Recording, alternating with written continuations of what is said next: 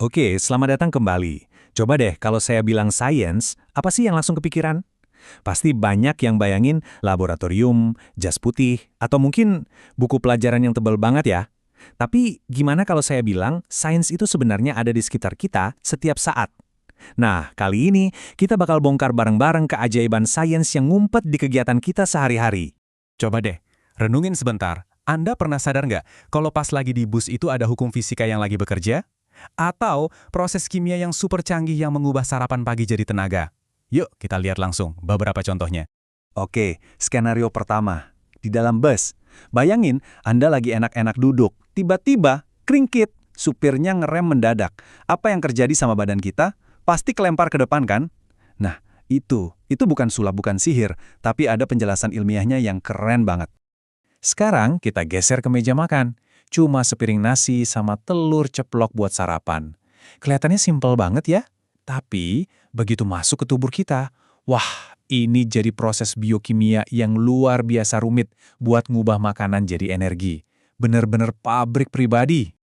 Terus, gimana dengan dunia hewan di sekitar kita? Ada elang yang terbang gagah, ada ular yang melata di tanah. Beda-beda banget kan? Gimana cara kita ngertiin mereka semua? Nah, sains punya jawabannya. Oke, kita mulai dulu dari tempat yang paling khas sama sains. Yap, kita mulai dari laboratorium sekolah. Sebelum kita main-main sama eksperimen yang seru, ada satu hal yang paling penting. Kita harus ngerti bahasanya dulu. Dan bahasa pertama yang wajib kita kuasai adalah bahasa keselamatan. Nah, di lab itu simbol-simbol kayak gini bukan cuma hiasan. Ini bener-bener penyelamat nyawa. Anggap aja ini bahasa universal science yang teriak ke kita. Hei, awas, ini beracun. Atau, woi, jangan deketin api, gampang kebakar. Jadi ngertian arti simbol-simbol ini, plus wajib pakai jas lab sama kacamata pelindung, itu udah harga mati. Langkah nomor 1 sebelum kita ngapa-ngapain. Oke, sekarang kita tinggalin lab. Yuk kita keluar dan jelajahi alam bebas. Lihat dunia satwa itu kan seru banget ya. Tapi kadang bikin pusing juga. Kok bisa ada makhluk hidup yang macam-macam banget bentuknya? Terus gimana caranya ilmuwan ngelompokin mereka semua? Coba lihat deh daftar hewan ini. Ada elang, ikan lele, katak, ular, sama sapi. Beda-beda banget kan? Satu terbang, satu berenang, yang lain jalan di darat. Nah, kira-kira gimana cara paling gampang buat ngelompokin mereka? Ternyata salah satu cara paling dasarnya adalah dari gimana cara mereka ngatur suhu tubuh. Nah, ini dia kuncinya. Ada yang namanya hewan berdarah dingin. Nama kerennya itu poikilotherm. Gampangnya gini, anggap aja tubuh mereka itu nggak punya AC atau termostat sendiri. Jadi suhu tubuhnya ya ngikutin aja suhu di sekitarnya. Kalau di luar panas, ya dia ikut panas. Kalau dingin, ya ikut dingin. Ini pembeda yang penting banget loh. Oke, jadi kita balik lagi ke daftar hewan tadi. Elang sama sapi. Nah, mereka ini masuknya ke kelompok berdarah panas. Tubuh mereka canggih, bisa jaga suhu internalnya supaya stabil terus. Sebaliknya, ikan lele, katak, sama ular itu berdarah dingin. Suhu tubuh mereka naik turun tergantung cuaca. Simpel kan? Ini salah satu cara paling dasar buat mengklasifikasikan mereka. Oke, dari dunia hewan yang super luas, sekarang kita balik ke pengalaman yang saya jamin semua orang pernah ngerasain. Kita nggak perlu ke lab, nggak perlu ke hutan, cukup naik bus aja, kita udah bisa lihat langsung salah satu hukum fisika paling fundamental lagi beraksi. Pasti pernah kan ngerasain? Lagi enak-enak di bus, direm mendadak, terus ceduk. Badan kita kayak mau loncat ke depan. Kenapa sih bisa gitu?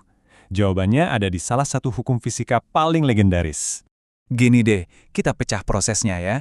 Sebelum direm, badan kita sama bus kan gerak maju bareng-bareng. Kecepatannya sama, klop banget. Nah, pas rem diinjak, gaya rem itu kan cuma ngeberhentiin busnya aja, bukan badan kita. Ini nih kuncinya, busnya berhenti, tapi badan kita karena nggak ada yang ngerem, ya tetap pengen lanjut jalan ke depan. Dan fenomena barusan itu punya nama keren, inersia. Atau yang kita kenal sebagai hukum Newton. Intinya, hukum ini bilang kalau sebuah benda, dalam kasus ini ya tubuh kita, bakal terus bergerak lurus kalau nggak ada gaya lain yang ganggu. Jadi, lain kali Anda kelempar ke depan di bus, jangan marah-marah sama supirnya dulu. Itu artinya badan Anda lagi taat sama hukum alam. Keren kan?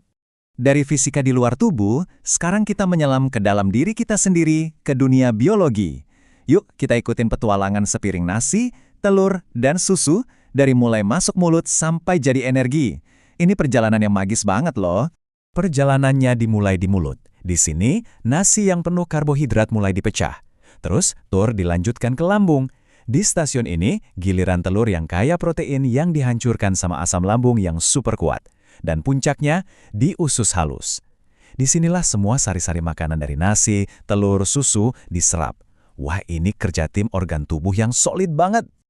Oke, sari-sari makanannya udah diserap. Terus gimana? Gimana caranya nutrisi ini dikirim ke seluruh tubuh? Dari ujung rambut sampai ujung kaki. Nah, disinilah sistem transportasi super canggih di tubuh kita mulai bekerja. Anggap aja ini jalan tol pribadi kita, sistem peredaran darah. Jalan tol ini punya 2 jalur utama. Jalur keluar kota, itu namanya arteri. Dindingnya tebal dan kuat. Tugasnya bawa darah yang kaya oksigen keluar dari jantung. Terus ada jalur balik ke kota, namanya vena. Tugasnya bawa darah kembali ke jantung. Dua-duanya super penting, gak ada yang lebih hebat. Terus, kalau ada jalan tol, truk yang ngangkut barangnya apa dong? Nah, ini tugasnya miliaran sel darah merah. Mereka inilah kurir super di tubuh kita. Setiap sel darah merah bawa paket paling berharga, oksigen. Mereka ngambil oksigen di paru-paru, terus nganterin ke setiap sel di seluruh tubuh. Bener-bener sistem logistik yang paling efisien sedunia. Untuk menutup paparan kita, saya mau pinjam kutipan dari astronot hebat, Carl Sagan. Dia bilang, sains itu lebih dari sekedar kumpulan pengetahuan, tapi sebuah cara berpikir. Dan inilah yang dari tadi kita lakukan kan? Kita bukan cuma ngapalin fakta, tapi kita coba pakai kacamata sains buat ngelihat dunia di sekitar kita. Jadi, coba kita lihat lagi.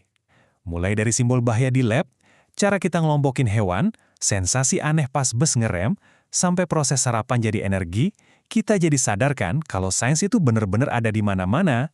Bukan sesuatu yang cuma ada di buku teks, tapi bagian dari napas kita sehari-hari. Nah, sebagai penutup, saya mau kasih Anda satu pertanyaan buat dibawa pulang. Dengan cara pandang baru ini, kira-kira keajaiban sains apa lagi ya yang bakal Anda temukan besok di jalan, di dapur, atau dimanapun? Jawabannya ada di sekitar Anda kok, tinggal dicari aja. Terima kasih banyak sudah menyimak.